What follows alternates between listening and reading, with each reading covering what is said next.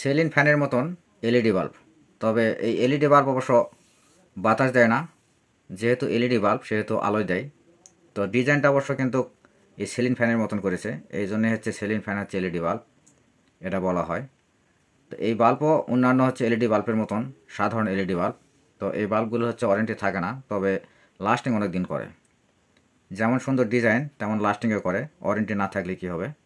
তো এই বাল্বও অন্যান্য হচ্ছে এলইডি বাল্বের মতন বাল্ব নষ্ট হয়ে গেছে।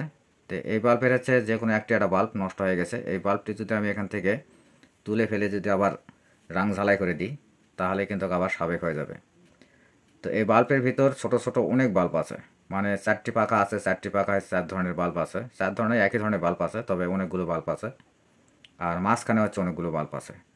তো এতগুলো বাল্ব থাকার কারণে এই বাল্বের কিন্তু পর্যাপ্ত পরিমাণে আলো হয়, মানে আলো দেখলে মন শান্তি, প্রচুর আলো হয়। তাই কাস্টমারের হচ্ছে দাম একটু বেশি হলেও ওয়ারেন্টি না থাকলেও এই বাল্বগুলো কিনে এবং ব্যবহার করে। তো কোনো কারণবশত বাল্বটি নষ্ট হয়ে গেছে, আমি ঠিক করে দিলাম, ঠিক হয়ে গেছে।